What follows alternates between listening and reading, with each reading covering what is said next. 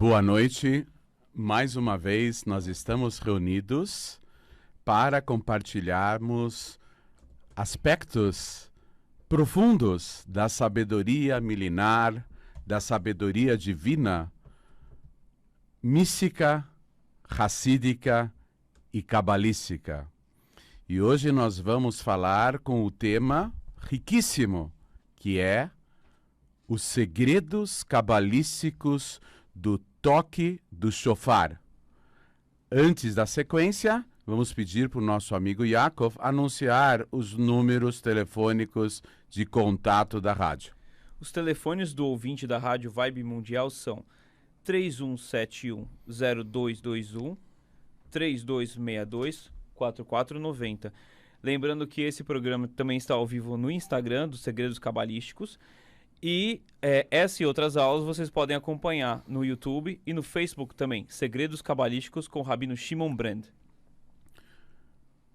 Min hameitzar karati ka anani bamerhavka. Traduzido do hebraico, o versículo dos Salmos, do aperto, do limite.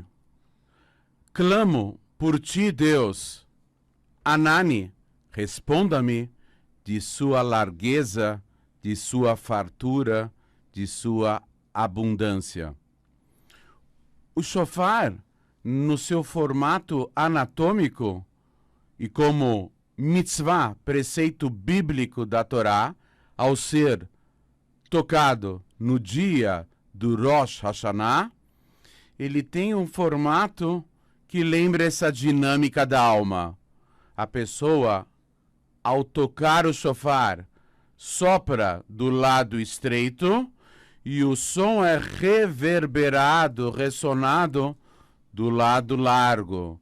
É a ideia da dinâmica da resposta divina a nossos clamores, aos nossos pedidos.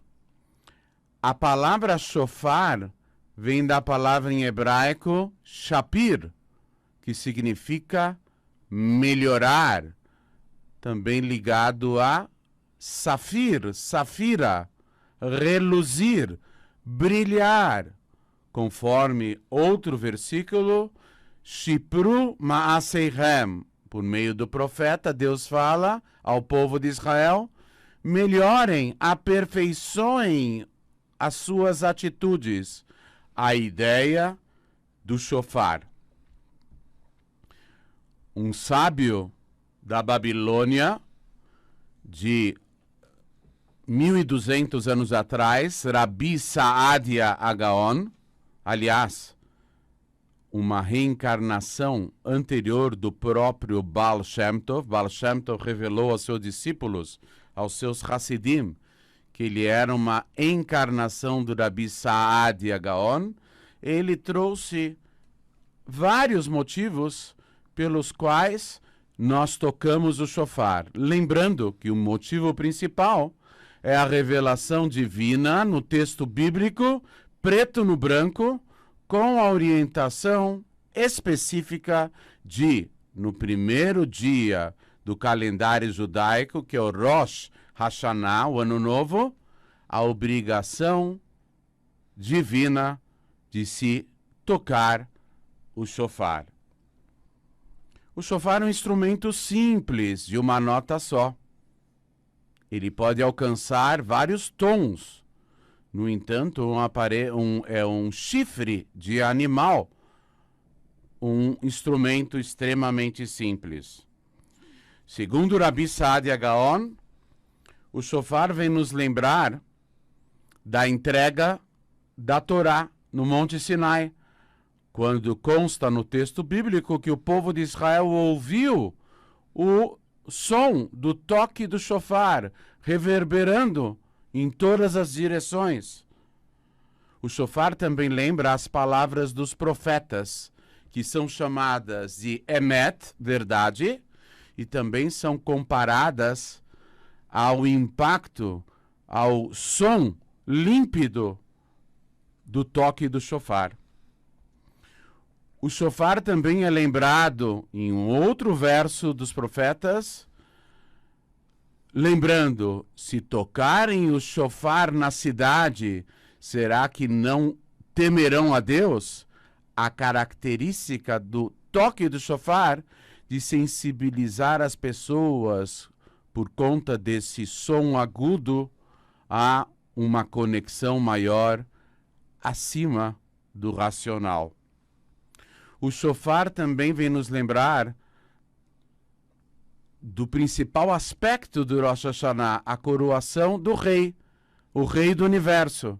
No dia da coroação, seus soldados e súditos tocam cornetas, anunciando a coroação do rei. Mais um aspecto ligado ao toque do shofar. O shofar também nos lembra da destruição do templo, quando eram avistados à distância e se aproximando dezenas e dezenas de milhares de soldados do inimigo, tocando caixas, tambores e tocando cornetas, mostrando o seu poderio. O shofar também nos lembra da revelação do Mashiach. Na hora da revelação do Mashiach, será ouvido na amplitude do planeta Terra e do universo inteiro, por extensão, o toque do shofar. Subsequentemente, na ressurreição, quando os nossos entes queridos haverão de reaparecer, também ouviremos o toque do shofar, chamado de shofar gadol, o toque do grande shofar.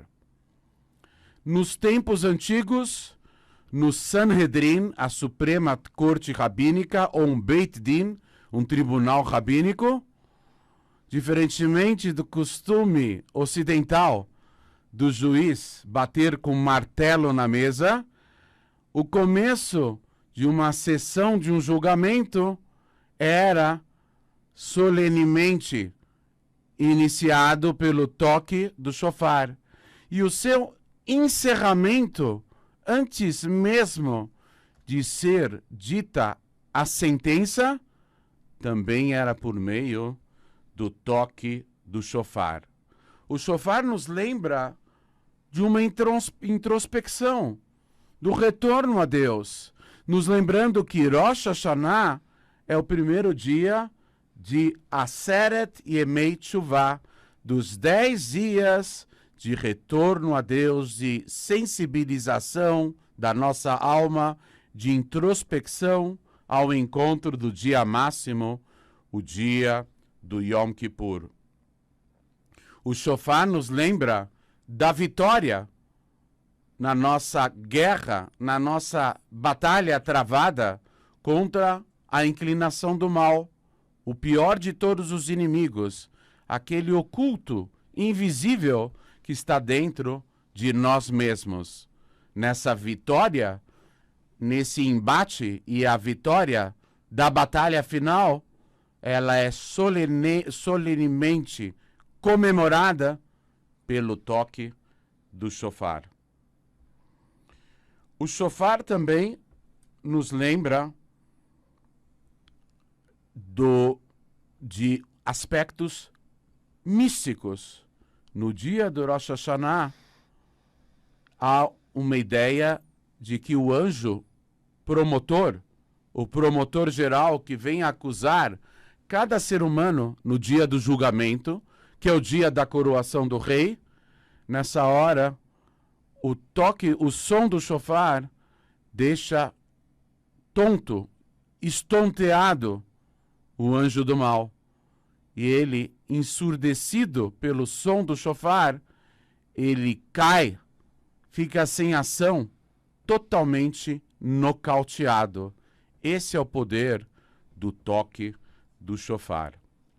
O shofar nos lembra, segundo a mística, segundo os segredos do universo, de que no dia do Rosh Hashanah, na condição de filhos do Todo-Poderoso, pedimos ao nosso Pai Celestial que se lembre do evento do quase sacrifício do patriarca Yitzhak por seu pai, o primeiro judeu, por Avraham, chamado de Akedat Yitzhak, a amarração de Yitzhak.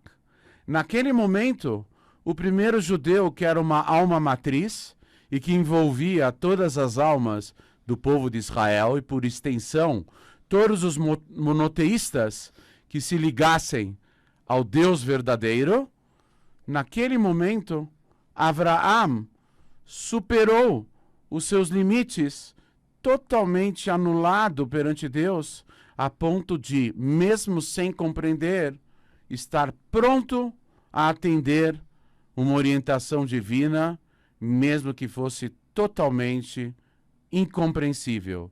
Deus reconheceu essa abnegação do patriarca e pediu a ele que não sacrificasse seu filho. Aliás, providencialmente, ele entendeu a palavra lehalot em hebraico, que também significa elevar, como sacrificar. É o mesmo verbo, elevar e sacrificar. Nesse momento, a gente pede que Deus se lembre. Deus não precisa, o Todo-Poderoso, não precisa se lembrar de nada, porque nada foge à plena consciência, a consciência absoluta de Deus. Mas nós pedimos nessa hora, no toque do shofar, que ele se lembre, melhor dizendo, que ele enfatize a ideia dentro da sua consciência absoluta de que Avraham, em vez de ter sacrificado o seu filho, porque no último momento Deus se revelou dizendo que tudo aquilo não passava de um grande teste, e pegou um animal com os seus chifres emaranhados num arbusto que acabou sendo oferecido no lugar do próprio filho. Esse evento nos faz a nós nos lembrarmos e ao Pai Celestial enfatizar a ideia da abnegação do primeiro judeu que criou um mérito gigantesco que se perpetua até os nossos dias. Há um verso na Torá que diz o seguinte, que os olhos de Deus estão sobre a terra de Israel e, por extensão, sobre todo aspecto físico e material do universo inteiro, desde o início do ano até o final do ano. Perguntam os líderes racídicos, por que dizermos do começo do ano até o final do ano? Se é num processo progressivo, deveria ser do começo do ano até o começo de um outro ano. Cada ano revelando-se como uma etapa. A ideia é, segundo a filosofia racídica, baseada na Kabbalah, de que Deus, a partir do Rosh Hashanah, do primeiro dia do ano novo, inunda, irradia com sua luz infinita o universo inteiro naquele período que é o ano judaico. E na véspera do novo ano judaico, aquela luz vai se esvaindo de todo o universo e dos infinitos mundos espirituais, para dar lugar a uma nova luz. Uma luz infinitamente maior que surge no universo inteiro, em todos os infinitos mundos espirituais, por meio do toque do shofar. Na sessão que nós lemos e abençoamos, fazemos a brachá antes da mitzvah do toque do shofar, nós pronunciamos nomes de anjos, criaturas angelicais que saem do shofar na hora do seu toque, no dia do Rosh Hashanah.